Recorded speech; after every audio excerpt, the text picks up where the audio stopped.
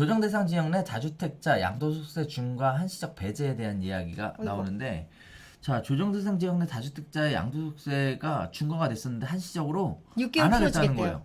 6개월. 엄청난 얘기예요, 이거. 오, 이걸로 세금 내신 분들 엄청 많은데. 그러니까 말이에요. 오피스텔 갖고 있다가 오피스텔이 주택수에 들어가는 걸 모르고 되게 인상폭이 컸던 본인 소유 주택을 처분하신 다음에 이걸로 세금 폭탄 맞으신 분들이 엄청 많아요. 그러니까. 자, 아까 저 얘기하다가 좀 제가 네. 설명드려야 될 거 빼먹었어요. 죄송합니다. 네. 요거 잠깐 하나 볼게요.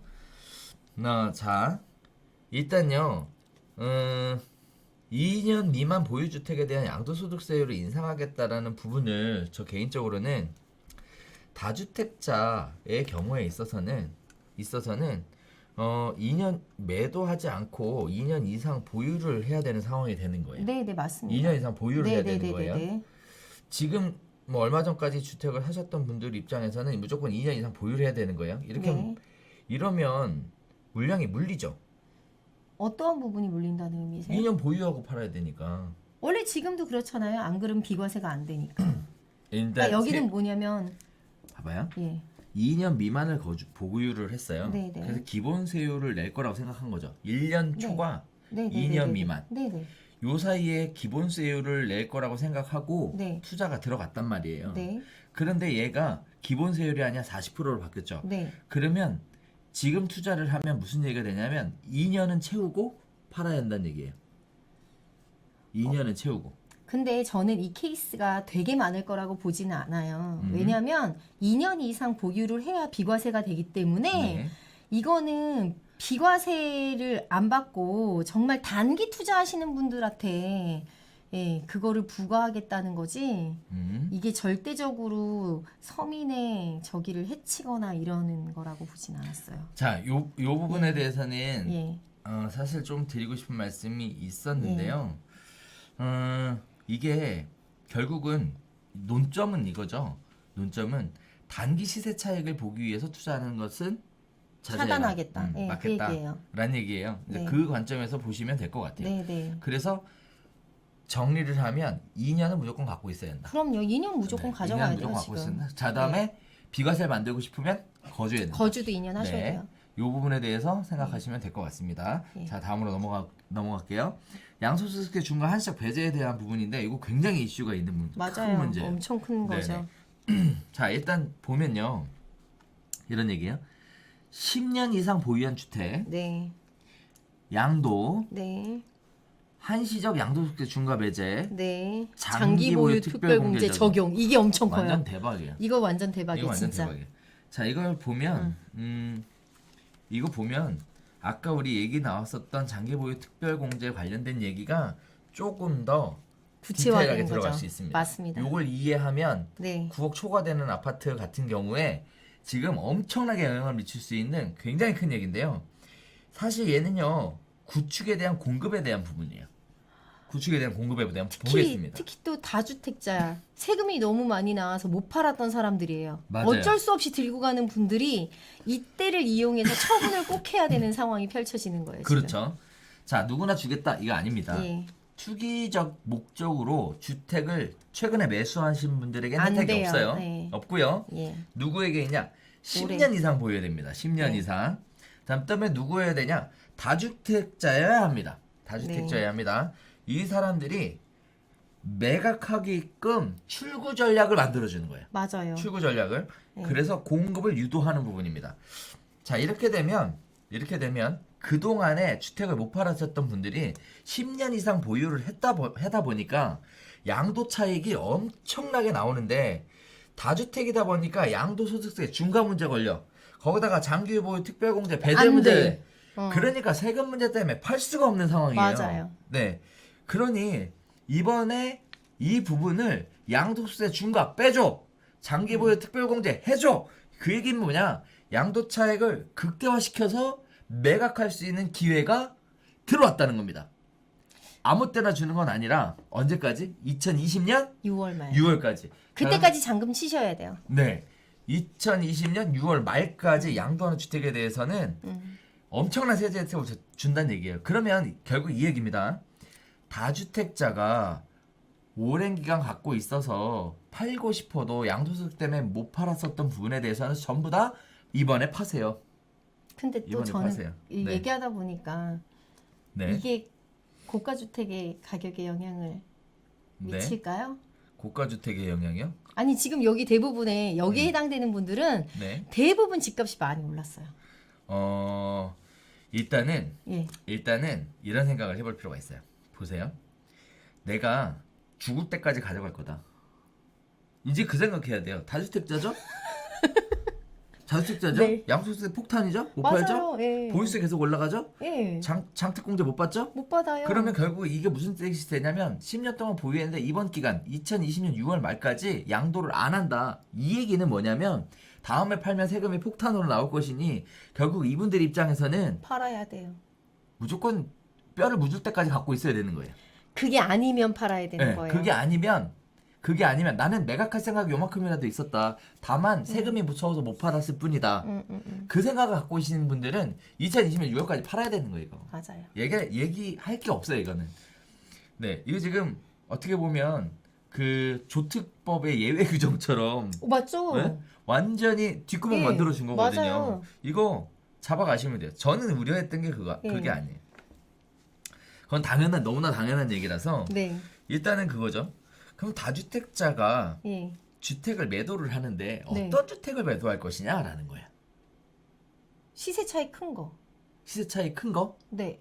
그런데 예를 들어 강남에 아파트를 하나 갖고 있고 네. 다른 데도 많이 갖고 있어. 네. 그러면 강남에 아파트를 팔아? 시세 차이 아 크게? 그거는 아니죠. 근데 저는 저기에 다주택자의 규정을 네. 2주택까지 보지는 않았어요. 네. 뭐냐면 이걸로 인해서 처분을 해야 된 많은 대상들은 네.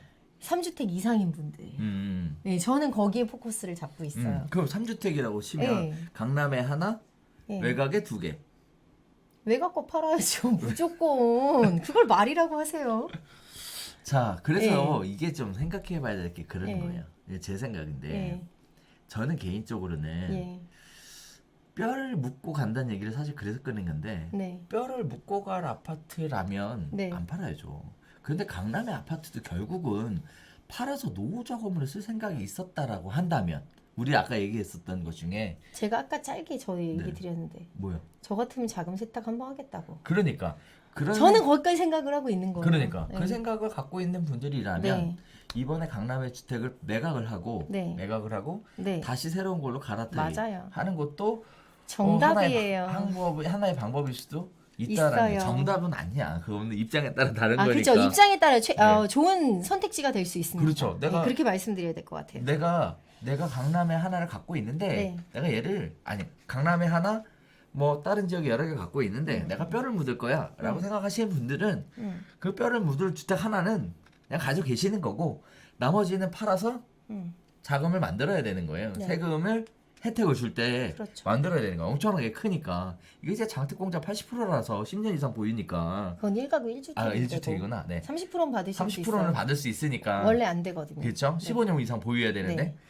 자, 이런 부분들 때문에 결국은 또저런 한 채는 결국 계속 가지고 가게 될 것이다라는 생각도 있고요. 또 한편으로는 매각에 대한 생각이 있었던 분들은 이번에 매각하시면 되는 것 같은데 이제 문제는 이런 생각이 드는 거예요.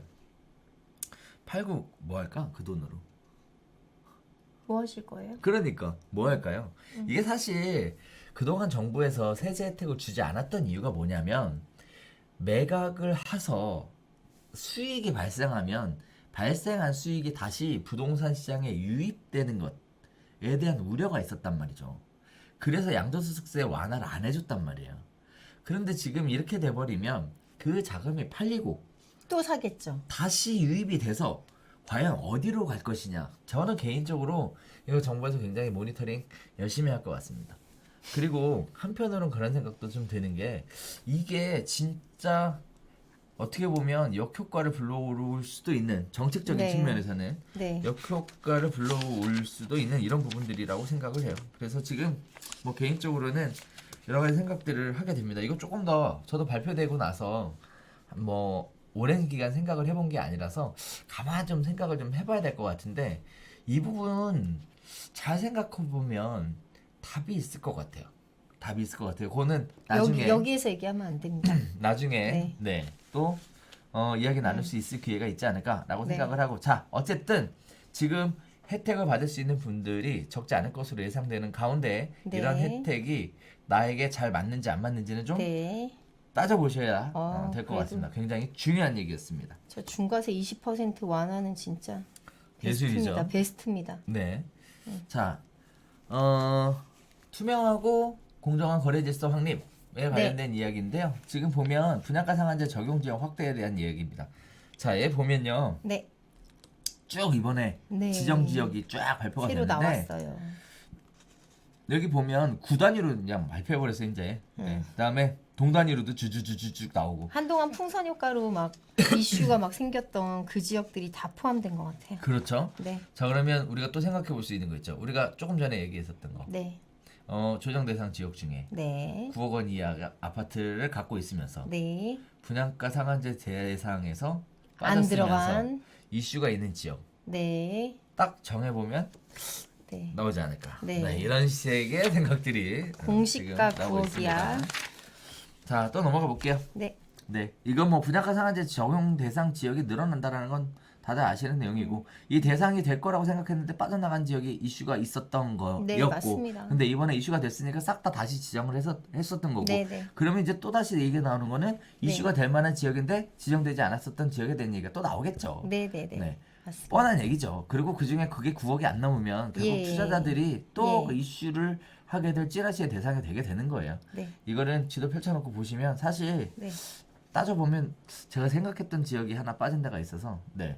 나중에 별별 수다 때 얘기해 주세요. 조금 더 보면 얘기가 나올 것 같은데 일단 뭐 그렇습니다. 전 투기를 주장하지 않기 때문에 지역을 찍지 않습니다. 자 다음에 부동산 거래 질서 조사 체계를 강화하겠다는 네. 얘기입니다. 이거는 뭐 굉장히 강력하게 얘기가 저 여기에서 나오는데 딱 나온 거 뭐였냐면요. 뭐예요? 여기 지금 최근에 다주택을 회피하기 위해서 네. 1인 법인 얘기 많거든요. 그렇죠. 거기에 대해서 정부가 면밀히 보겠다라는 관점이고요. 저는 앞으로 이 부분이 앞으로의 그러니까 그 투자하는 전략이라고 생각을 했는데 조용히 넘어갔으면 좋겠어요. 아 그렇군요. 네. 자세하게 얘기 나누지 않는 걸로 네. 하겠습니다. 대표님 먹고 사셔야 되니까. 네. 자, 두 번째 볼게요. 실거래 조사 및 정비사업 합동점검 상시하겠다라는 얘기인데 일단 뭐 여러 가지 얘기들이 있었습니다. 그 중에 국토부 감정원에 상설 조사팀을 신설을 하고 네. 부동산 조사 전담 특별사법 경찰 인력을 네. 증원 배치하여 불법 행위를 단속하겠다. 네. 2020년 2월달에 추진하겠다라는 네. 얘기인데 그 동안에는 사실 전담 인력이 거의 없다시피 했었어요. 그런데 이제 총 40명으로 구성하겠다라는 좀 구체적으로 얘기가 나오는데 일단 대상 자체는 이런 겁니다.